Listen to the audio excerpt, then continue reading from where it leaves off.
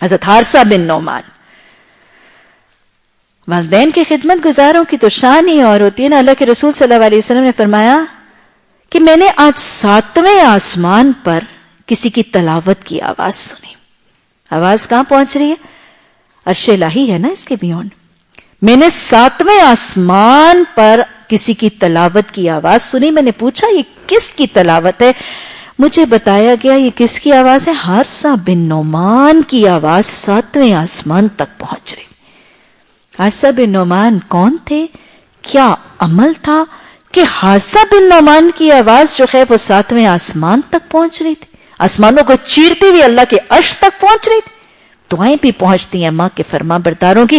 حارثہ بن نعمان رضی اللہ تعالی عنہ یہ مدینہ کی بستی میں اپنے ماں کے سب سے زیادہ فرما بردار اور خدمت گزار بیٹے تھے. خدمت کا حال یہ تھا ماں بوڑھی تھی, اپنے ہاتھوں سے اپنی ماں کے کپڑے دھوتے تھے, اپنی ہاتھوں سے اپنی ماں کا کھانا. بیوی گھر میں موجود ہے. اس کا مطلب یہ نہیں ہے کہ بیویوں پر فرائض نہیں ہے, لیکن بس وہ بیٹے کی محبت کا انداز دیکھی. اپنے ہاتھوں سے ماں کا کھانا پکاتے تھے, اپنے ہاتھوں سے ماں. آج ہم اپنے سرونٹ سے یہ کام کرواتے ہیں نا, وہ شوہروں اور بیویوں کا امتزاج کرنا ذہنوں میں سے نکالیے. ذرا یہ دیکھیے کہ یہ کام کروایا کس سے جاتا ہے آج. اپنے ہاتھوں سے کپڑے دھوتے, اپنے ہاتھوں سے کھانا پکاتے. ماں کو جوئیں پڑ جاتی تھی, بیٹا اپنے ہاتھوں سے جوئیں نکالتا. اور پھر حضرت نعمان بن حارثہ کا ادب اور احترام کا طریقہ. ماں بوڑھی ہو گئی تھی, ماں کو سنائی بھی کم دیتا تھا اور بولتی بھی بہت آہستہ تھی. حضرت نعمان کا طریقہ یہ تھا کہ ماں جب بات کری ہوتی تھی تو ہاتھ باندھ کے نگاہیں نیچی کر کے کھڑے رہتے تھے.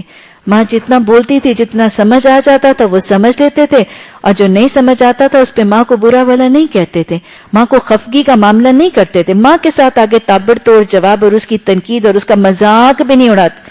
بس وہ کہا تھا آج بچے ماں کے نہ سننے پہ مذاق اڑاتے ہیں. امی بہری ہو گئی ہیں, امی کو کچھ نہیں سنائی دیتا, رہنے دو ان کو ان کے حال پہ. پھر اماں پتہ نہیں کیا بڑ بڑ بڑ بڑ کرتی رہتی, کوئی سمجھ نہیں. امی بولنے کلیئرلی, اور مطلب بچے مذاق کر رہے ہوتے ہیں.